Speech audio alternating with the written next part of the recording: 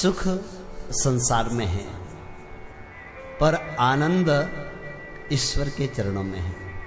सुख से व्यक्ति का मन भर जाता है। जैसे किसी को रसगुल्ले का सुख मिलता है, पहली बार जावे जने एड़ो सुख मिलेगा, एक एक रोम रोम खिल जावे। भूखो व्यक्ति वे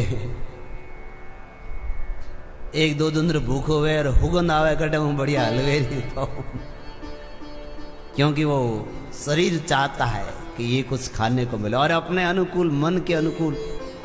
जो मन ज्यादा प्रसन्न करता है वह उसकी खुशबू आते ही व्यक्ति का एकदम मन हो जाता है, बोले हलो खा रहा हो, होता है मन में सुख। क्योंकि उनको एक ही इससे खाने से क्या होगा, अच्छा एक बढ़िया से बढ़िया एकदम खीर की खुशबू आ रही हो, केसर वगैरह डाली हुई, और सामने गया तो बढ़िया भगोला भरा हुआ पड़ा दिखा है, भूखे हैं आप 2 दिन की, और तुरंत आप जा करके, कोई नई पुरुष है तो झड़ जा करके ले करके, खाने वाले तो उसी से कह रहे इसमें जहर है, और क्या, और उस खीर को बढ़िया लग रही थी, और जैसे ही किसी ने कहा जहर इसमें, और उसको छोड़ देता है। क्यों, अचानक कैसे बदल गया मन। वो खीर को खाने के लिए दूर से गया, पर उसको पता चला कि इसमें तो जहर है, मीठा जहर मिलाया हुआ है, तुरंत मन हट जाता है। तो संसार के बस विषय जो हैं दूर से दिखने में बहुत सुंदर लगते हैं, पर महाराज आखिर में निचोड़ आपको ही देते हैं वे। ये जो संसार के विषयों में जितना ज्यादा रचेंगे पचेंगे, उतना रस आपका निकालेंगे। एक भाई कह रहे थे, वो बोले क्या खा रहे, बोले गुटखा खा रहा हूं आकाश की ओर देख करके। पर वो खा नहीं रहे हो, तुम्हें खुद को खा रहा है वह। जर्दे को हमने खाते हैं, जर्दा हमें ही खा लेता है, कब जयराम जी की कर लेता कुछ पता नहीं चलता है। संसार में सुख नहीं। एक बहुत सुंदर दृष्टांत दिया। बोले एक शेठ जी ने अपने बेटे से कहा, बेटा थोड़ा गर्मी का समय आम लेकर के आ। मई का समय था तो आम लेने के लिए गया। बोले पिताजी आम लेकर के आ गया मैं। बेटा अभी बाल्टी पानी का भर और उस पानी की बाल्टी में आम रख दे, थोड़ा ठंडा हो जाएगा तब सब लोग मिल करके आम रस बनाएंगे और सब लोग घर वाले मिल करके पिएंगे। उस समय फ्रिज तो था नहीं, बस ठंडा करना था आम को। बेटे ने बाल्टी भर करके बाल्टी में आम रखे। 1 घंटे के बाद में सेठ जी गया और हाथ डाला अंदर, तो अंदर तो आम है ही नहीं। अरे बेटा क्या हुआ, आम कहाँ है? बोले पिताजी उसी में रखा था मैंने तो। बोले वो तो क्या सब पानी में मिट्टी का जैसा मिट्टी मिट्टी हो गई। तुरंत कहा कहां से लाया था बता? बोले पिताजी फलानी फलानी दुकान से, मेरे साथ में चल तुम।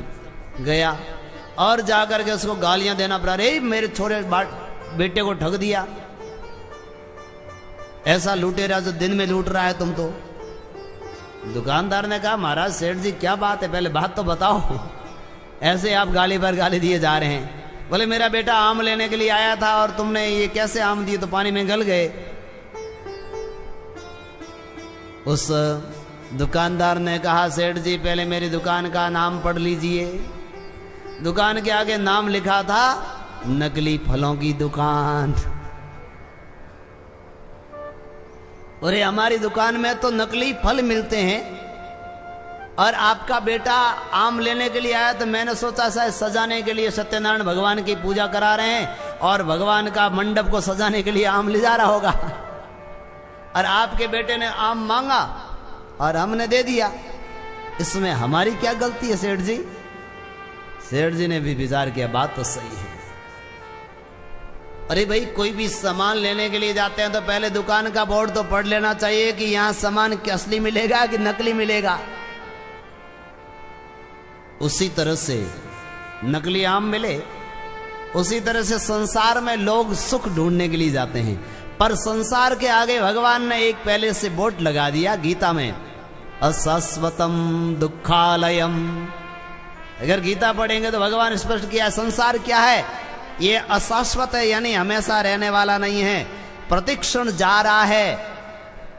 कब बूढ़े हो गए पता ही नहीं चला,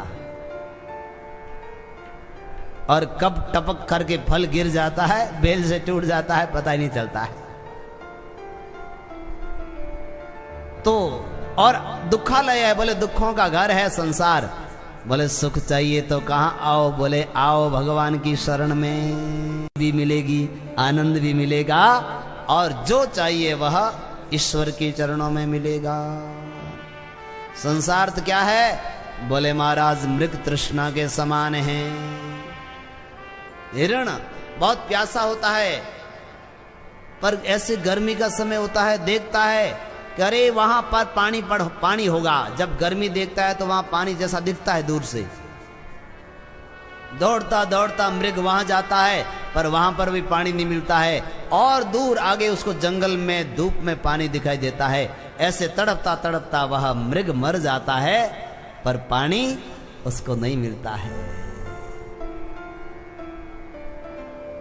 तो भाई ये जो शांति है, सुख है, वह सब अपने अंदर हैं, भीतर हैं।